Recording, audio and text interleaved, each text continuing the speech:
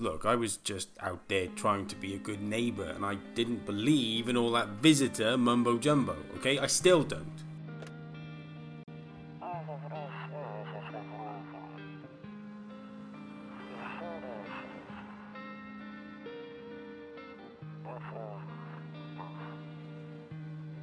It started a couple of weeks ago.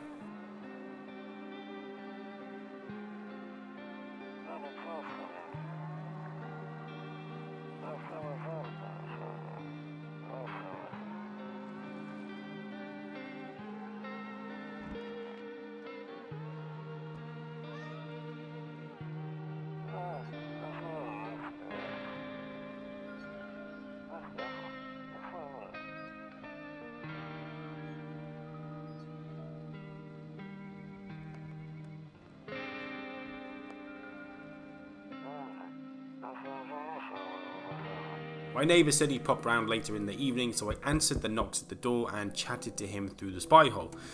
He told me something strange was happening or going to happen with the sun, and people were crawling out of holes in the ground with everyone else calling them visitors. I thought it was a load of rubbish, so I asked him to elaborate. He didn't really explain anything further and just reiterated people were crawling out of holes in the ground.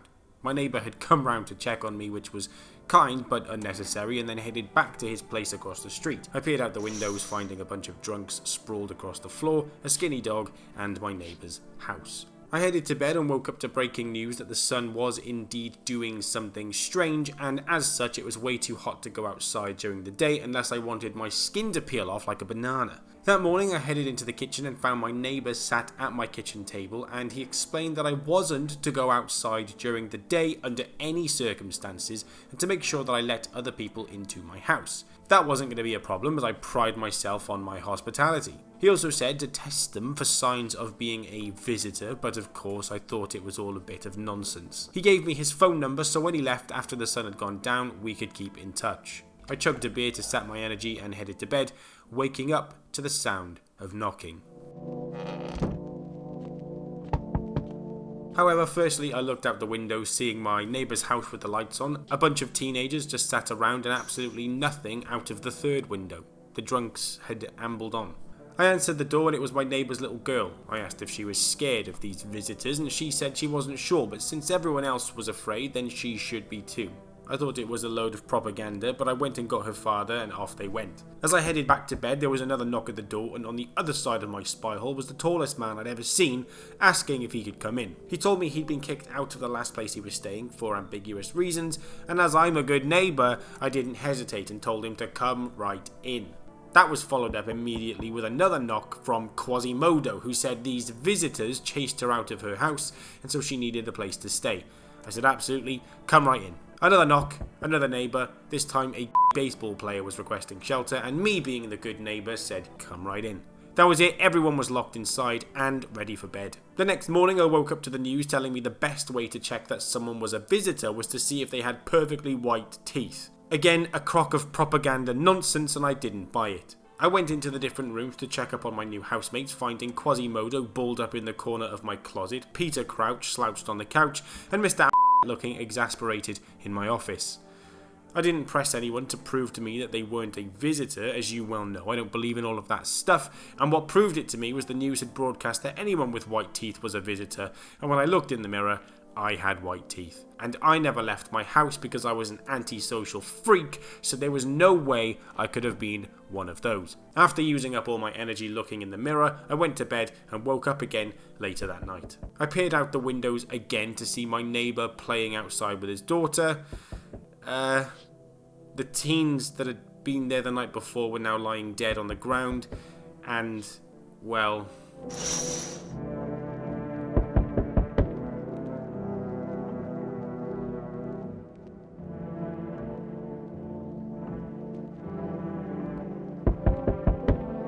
Anyway, the knocking was becoming unbearable, so I peeped through the hole and saw a woman clutching a Chucky doll. Well, I thought it was a Chucky doll, it was in fact her child. Her husband had disappeared, she had nowhere to go, so I let her in. Next, I had Severus Snape banging on the door, claiming that he'd lost his career as a gravedigger now that these visitors were crawling out of the ground. I didn't believe a word of it, but invited him in nonetheless.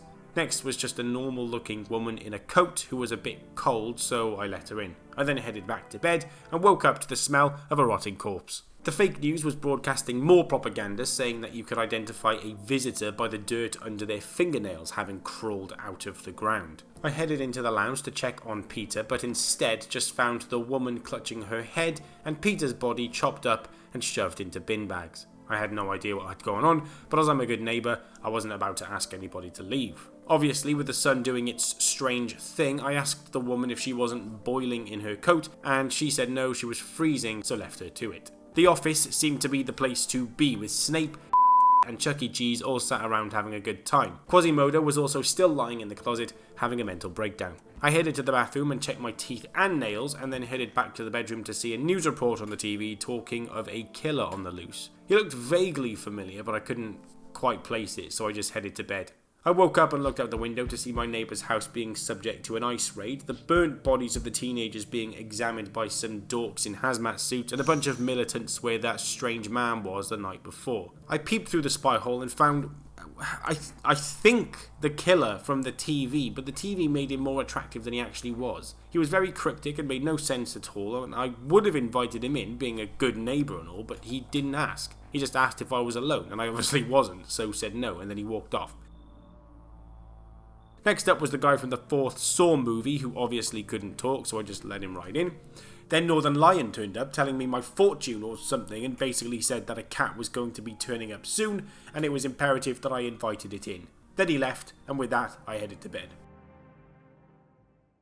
I woke up to the smell of some more rotting corpses and the news blasting some more propaganda. Apparently, bloodshot eyes were a sign you were a visitor, meaning anyone who had smoked the devil's lettuce in the past couple of hours was to be considered a dangerous underground alien. I headed out to check on my cohabitors and found that Mr. was now dead and Chuck E. Cheese was missing, with his mum not seeming to care that much. Sadness from Inside Out was still moaning about being cold, so I left her alone.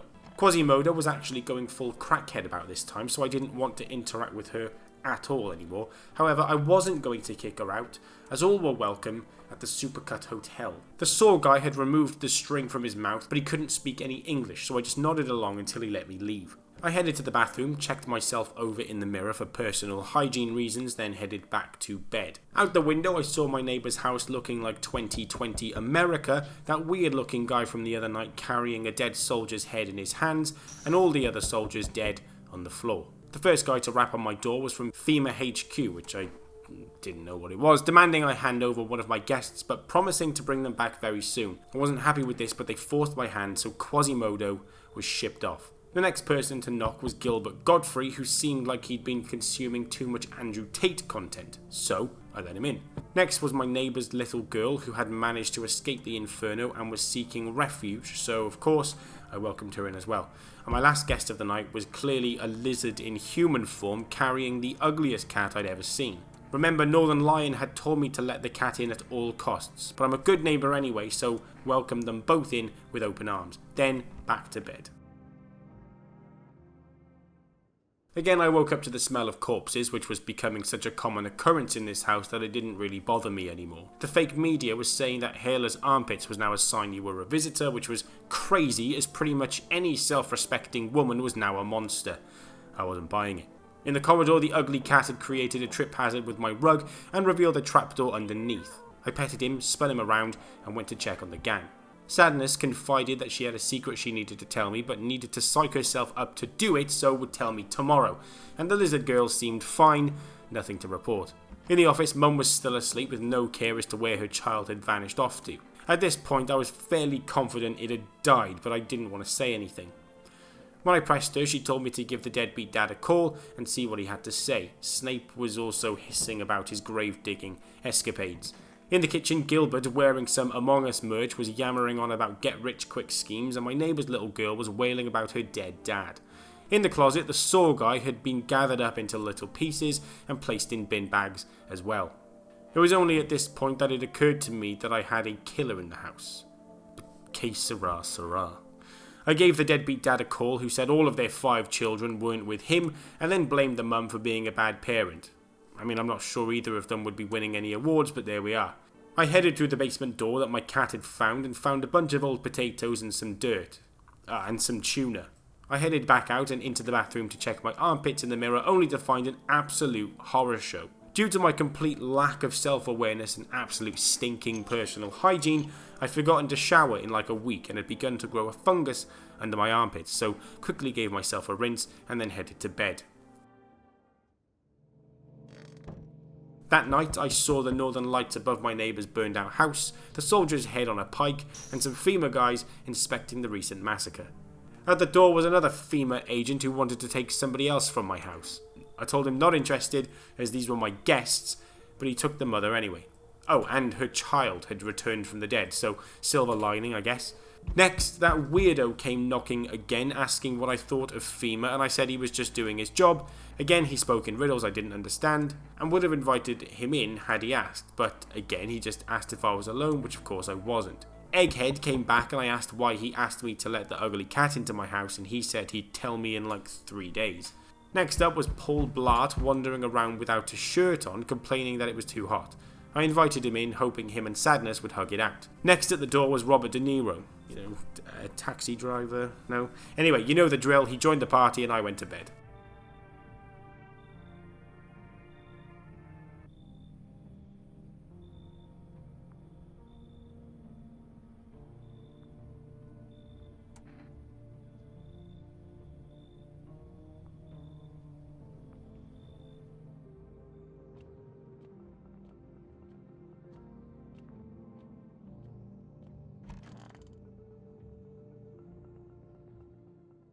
The news was saying fires had broken out everywhere and there was a new way to identify visitors, which was to take a photo of them and they'd have a weird aura around them. Aura farming gone mad.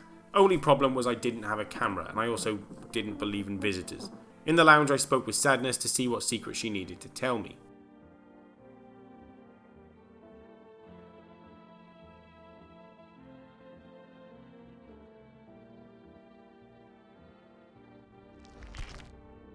After peering into her abnormally large belly button and being cursed, I pulled out my shotgun. The thing is, I'm such a good neighbour, I would never ever ask somebody to leave or make them feel like they've overstayed their welcome, so the only option I had left was to blow her head off. Apparently, gazing into her belly button was a death sentence for the other 2 guests in the room, and so in a matter of 60 seconds, 3 of my guests had died. My house was starting to feel like the set of a teen slasher. In the office, Snake was still creeping on the ground, and in the kitchen, Gilbert had died with the little girl looking awfully guilty. I awkwardly avoided bringing up the bin bags and made polite conversation, and then headed into the bathroom to find Paul flopping about in the bathtub. I offered him a beer, and he gave me some cash, and then I went to bed.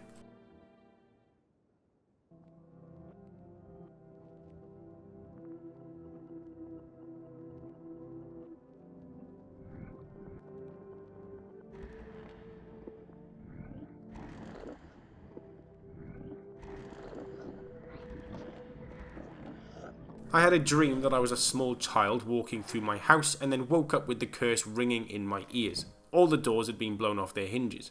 Out the windows, a woman was dragging a man's corpse through the field near my neighbour's house.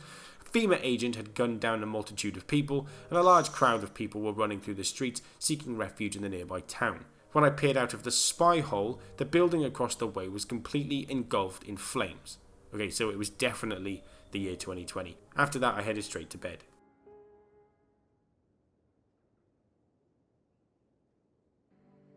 In the morning, nothing interesting on TV, the lounge completely empty, the office completely devoid of life, the kitchen an abyss, and the bathroom absolutely spotless.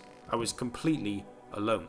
It felt weird being alone, as I hadn't been alone since the sun had done its thing, and I went to bed feeling depressed and rather lonely.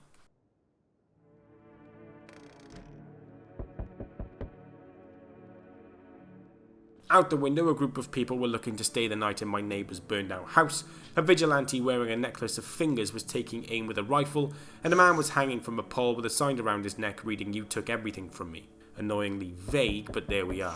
At the door was a woman carrying a corpse like a school bag, so I let her in, as we were pretty used to corpses stinking up the place. Next was Jennifer Lawrence, who told me she could offer me something most people wouldn't. I told her no thanks, but also to come on in, as I'm a good neighbour like that. Next was that guy from Fallout who'd been burned in some fires. Come on in. I went to bed to find Jenny making herself right at home. I put a pillow between us and fell straight to sleep. These guys weren't interesting at all. I had a few chats and then went back to bed. When I woke up that night, Jenny was looking rather strange. Out of the windows, neighbour's house, northern lights again and some dogs, and a gathering of FEMA dorks. Speaking of FEMA dorks, who should be at the door, he requested 2 of my guests to go with him, which I was absolutely indignant about. He took Jenny, which I was kind of glad about as she was freaking me out, and the Fallout guy. Next up was a strange cultist who threatened to kill me if I didn't let his brothers stay here. No qualms here, come right in. And then that gunman from last night turned up, fingers and all. He didn't really have anything to say other than he was hunting visitors. I told him it was all made up, a load of rubbish, and he left. Next was the little boy from IT. No, that's it. Next was the little boy from It, who was arguably creepier than the clown, who basically just wanted to annoy me and then leave. Bedtime. Apparently the fake media machine declared a new way of determining visitors if their gums were bleeding. I headed into the office and found an actual gang of cultists just sat around keeping busy. They were a little bit annoying and a little bit too sassy for my liking, but I let them be. I headed into the bathroom again and checked my armpits, which came back clean, ignored the woman and her dead partner in the bathtub, and then headed to bed.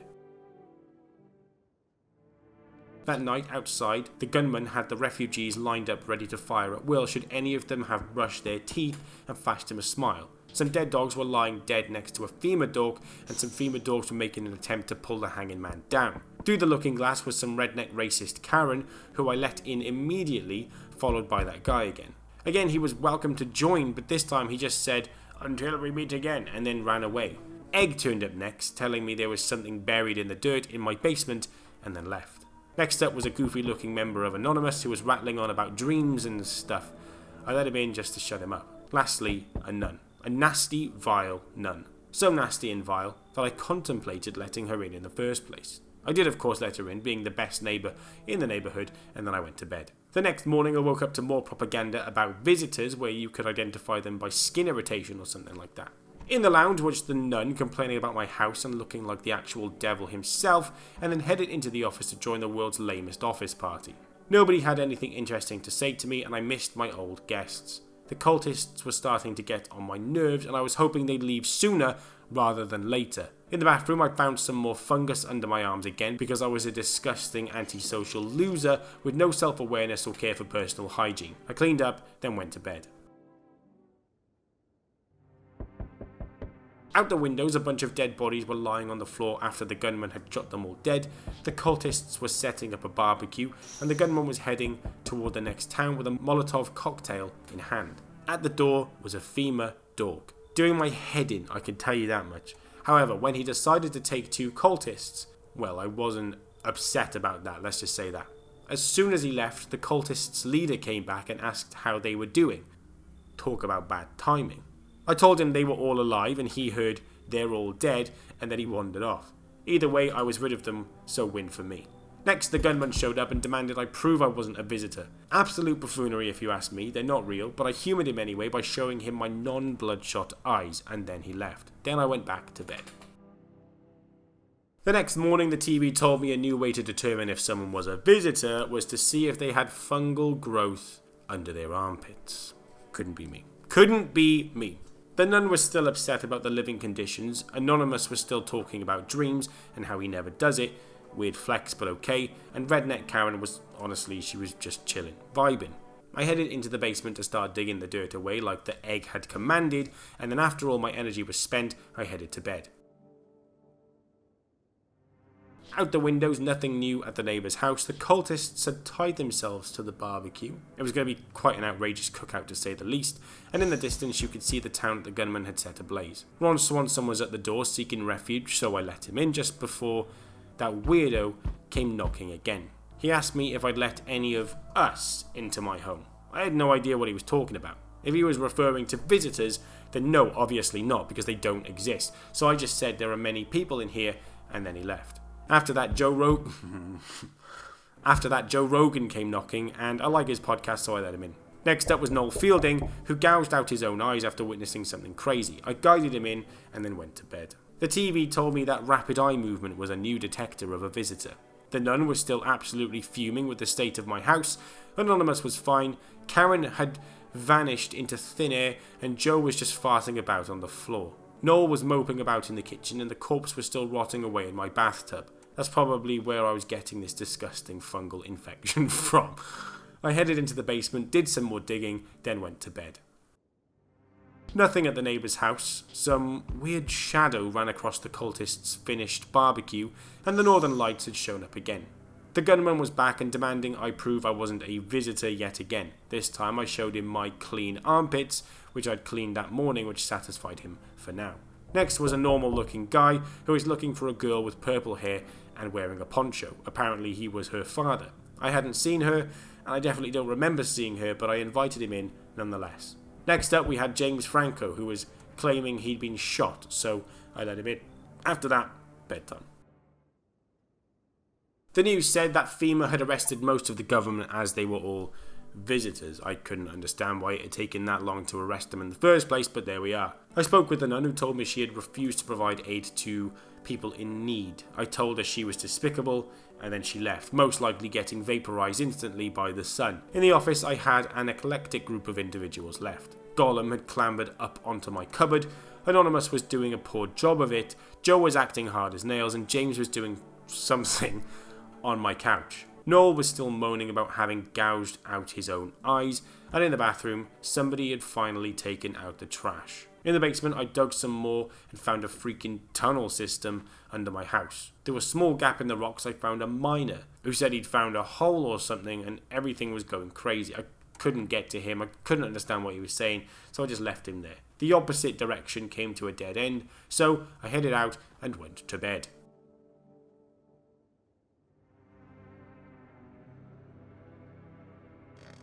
Apparently, I didn't have time to look out the windows that night, so I went to the door, but nobody was out there. After that, I just went to bed a little bit confused, to be quite honest with you. The next morning, the only things I was able to do was board up all my windows with planks of wood, so I got to hammering.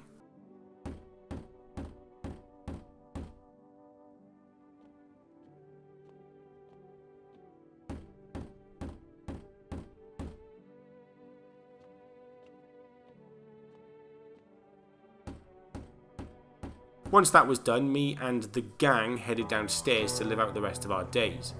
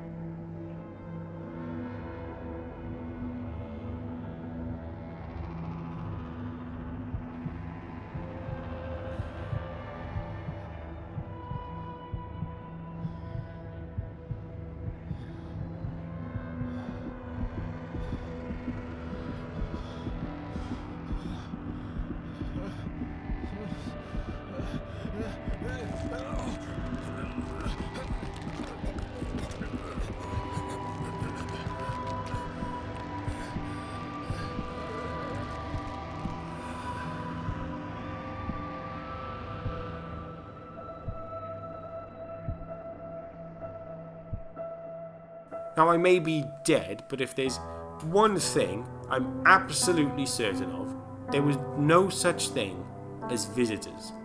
They were just a bunch of hungry, bored dudes, okay? I didn't see any evidence of these visitors. I mean, no, I didn't go out of my way to look for said evidence, but you know the old saying, ignorance is bliss. And you might argue that ignorance cost me my life, but at least the final days I spent in my house were filled with friends and companionship, and absolutely no visitors at all. Because again, they didn't exist. Thanks for watching. If you enjoyed the video, then do be sure to like and subscribe to stay up to date on all future videos. Also, make sure to follow me over on Twitch. Peace, goodbye.